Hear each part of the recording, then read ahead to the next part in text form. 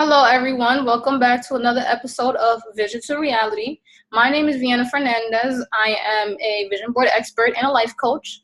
Today, we will be talking about the number one thing you need to do in order to set yourself up for success. I love to plan my weeks on Sundays. So, that is the answer for today. You have to plan your weeks every single week. You have to do it in advance. I like to do it on Sundays for a couple of different reasons. It's my downtime. I work during the week, Monday through Friday, and I usually spend Saturdays with the family running errands and things like that. Now, for you, it does not have to be on a Sunday. You can find a day that works for you. So, for example, if you have kids and you work later on in the day and you drop them off at school, or if, they get on the bus or somebody else takes them to school for you, then once they leave, since it's nice and quiet, well, hopefully for you it'll be nice and quiet, you can do your planning then. Another thing that you can do is, if you work or you start your work week on a Wednesday, for example, then you can actually use Monday or Tuesday to plan your week out. Or if you just want to stay with the same flow of, when everybody else starts their weeks and things like that, then you can still do it on a Sunday. Just find a day that works for you.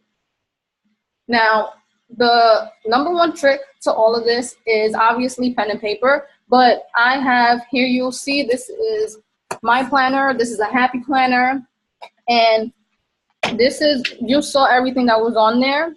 This was everything, that I have to do for this week. I have it, I write it out. Are there things that I forget from time to time? Yes, I will be honest. There are things that I forget, but, hopefully it's not something that is too late for me to do. So I'll just schedule it in when I remember for another day in the week, being that I already have today planned out. Another thing that I used to do, because I just started with my happy planner, is I would just have a regular notepad.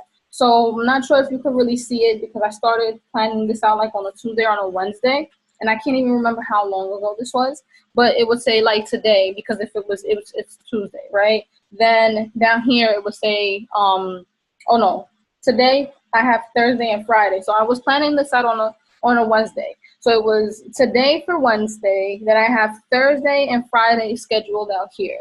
So those are just, some simple ways for you to start. So don't worry, you don't have to go out and get a planner. Just start with whatever you have. If it's just a blank sheet of paper and it's not even a line paper, so be it. If you have construction paper, so be it. It doesn't matter. Now, what do you put on your planner? Everything. You're going to put every single thing that you have to do. So, for example, if you have any personal appointments, you have any deadlines that you need to meet, right? If it's personal, like, any goal that you have to work on, that you're working on for yourself, and this is a deadline by when you want to accomplish it, you write it in. If it's deadline because you told someone that, you were going to help them move, for example, or you need to get back to them and let them know if you'll be able to help them move. If today is Monday and you need to let them know by Wednesday because they need to move out Friday or Saturday, then you need to make sure that you're planning out the rest of your week, and you have to know what it is that you have to do so that you can let them know whether you can do it or not. So what else? If you need to go grocery shopping, or when you need to go grocery shopping, any bills that you have to pay that are not on auto pay, any meetings or visitors that may be coming, cleaning, date night out, girls night out, every single thing. I cannot stress that enough. Most importantly, though, what you're going to be putting on this planner are your daily action tasks. You need to know what you need to do and when. You're going to put this in your calendar, okay? Another thing that you can do is also set a time as to when it is that you're going to complete it. So again, if you're someone who starts your workday a little later, like let's say that you start your day at 10 or 11, then you might have to be up at 7 or 8, so that way you could get some things out of the way. Or if you work, like a regular 9 to 5, or those are your hours, and then you're getting out of work, and let's say it's 6 o'clock, you have to make sure that everybody is, together, homework is done, everybody's showered, bags are packed for the next day, things like that. Then what is it that you have to do? You have to sit down and get, even if it's 30 minutes in or 15 minutes in, whatever it is that you can squeeze in, make sure that you're writing in your personal goals, okay? Now, to plan my week out in advance, I usually give myself about an hour every Sunday. Not saying that it's the same exact time. It's not from 6 to 7 every single Sunday because life happens. But I sit down and I do it every single Sunday. I give myself an hour. I think about my personal goals. I think about what needs to get done around the house, any other commitments that I have. I make sure that I schedule it in. I'm sorry. So the reason why using a planner is so important and why you want to plan your weeks out in advance is because you don't want to wait until whatever days off that you have. So if you have Saturdays and Sundays off, how easy is it for you to sit down for 4 hours? Any Saturday or Sunday. It could be 9 to 1, 10 to 2, 12 to 4. It doesn't matter. How easy is it for you to sit down and just work on whatever it is that you say you're going to work on for 4 hours, when in comparison, you can plan out an hour every single day and you would have completed 7 hours instead of just the 4 hours. Okay, so I hope that that's something that makes sense to you. And another thing that I like to do is I have a running celebration list. So you may ask, what is that, right? So a celebration list is something that you want to celebrate that you've accomplished. And it can be anything. So let's say that you're developing something as simple as like a reading habit, right? And to start off, you want to read, let's say, twice a week or 3 times a week.